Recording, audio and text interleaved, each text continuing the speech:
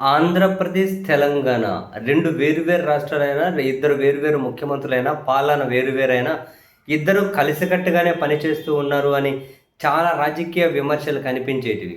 బహుశా రాజకీయ విమర్శలను మరింత బలోపేతం చేసుకుంటూ తెలంగాణలో పోలీసుల పనితీరు కూడా ఉంటూ వస్తోంది అనే విమర్శలు జోరుగా జరుగుతూ ఉన్నాయి.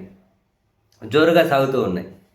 దానికి రకరకాల కేసులను విశ్లేషిస్తూ ఉన్నారు. మొన్నటికి మొన్న ఒక తెలుగుదేశం పార్టీ ఎంపీ ఏకంగా డ్రగ్స్ కేసులోనే పాజిటివ్గా పట్టుబడితే పార్లమెంటు సమావేశాలు ఉన్నాయని చెప్పి డ్రగ్స్ కేసులో పాజిటివ్గా పట్టుబడితే లైవ్లో సమావేశాలు ఉన్నాయి, పార్లమెంట్ సమావేశాలు అని చెప్పి స్టేషన్ బెయిల్ ఇచ్చి పంపించారు. వావ్ తెలంగాణ పోలీస్ అని చెప్పి నోరెళ్ళ పెట్టారు దేశమంతా. అప్పుడు నోరెళ్ళ పెట్టారు. తాజాగా ఆంధ్రప్రదేశ్లోని ముఖ్యమంత్రి, ఉప ముఖ్యమంత్రికి అత్యంత సన్నిహితుడైనటువంటి నేత వాళ్ళ కుమారుడు ర్యాష్ డ్రైవింగ్ చేసి ఏకంగా ఒక అమ్మాయి ప్రాణం పోవడానికే కారణమైతే ఆ ఎఫ్ఐఆర్లో వాళ్ళ తండ్రి పేరు తీసేసి, ఎఫ్ఐఆర్లో ఇంటి పేరు తీసేసి, ఆ పిల్లోడికి జస్ట్ నోటీసులు మాత్రమే ఇచ్చి, అరెస్ట్లే నోటీసులు మాత్రమే ఇచ్చేసి పంపించేశారనే వార్త చూసి మళ్ళీ నోరెళ్ళ పెట్టారు. వావ్ తెలంగాణ పోలీసులు అని. ఆంధ్రప్రదేశ్ నాయకులకు సంబంధించిన విషయంలో, ఆంధ్రప్రదేశ్లో మరి పాలకపక్షానికి సంబంధించిన నాయకుల విషయంలోనే మళ్ళీ ఆంధ్రప్రదేశ్లో పాలకపక్షానికి వ్యతిరేకంగా ఉన్నటువంటి వైఎస్ఆర్ కాంగ్రెస్ పార్టీ నేతలు, కార్యకర్తల విషయంలో అయితే తెలంగాణ పోలీసులు మళ్ళీ డిఫరెంట్గా ఉంటుంది వాళ్ళ ప్రవర్తన.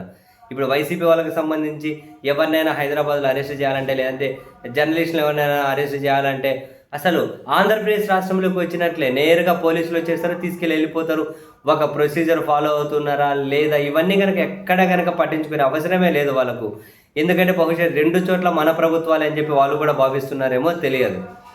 అండ్ మరో కేంద్ర మంత్రి వాళ్ళ కొడుకు విషయంలో కూడా తెలంగాణ పోలీసులు ఏ విధంగా వ్యవహరించారు అన్నది కూడా మనం చూసాం. అప్పుడు చివరికి అరెస్ట్ చేసి ఫుల్ తెలంగాణ సమాజం నుంచి ప్రెజర్ ద్వారా అరెస్ట్ చేయాల్సి వచ్చినా దాని చుట్టూ వాళ్ళ ప్రవర్తన కూడా చూసాం.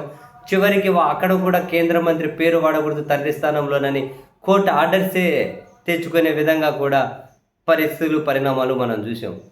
ఒకప్పుడు తెలంగాణ పోలీసులకు చాలా మంచి పేరు ఉండేది. ఇప్పుడు చూడండి ఎంత బ్రహ్మాండంగా తెలంగాణ పోలీసుల పనితీరు ఉంది అని చెప్పి పెద్ద ఎత్తున విమర్శలు. ఏది ఏమున్నా చట్టాలు అనేటివి ఉన్నోళ్ళకి ఏ విధంగా పనిచేస్తాయి, అసలు బాగా బలిసిన వాళ్ళకి ఎట్లా పనిచేస్తాయి?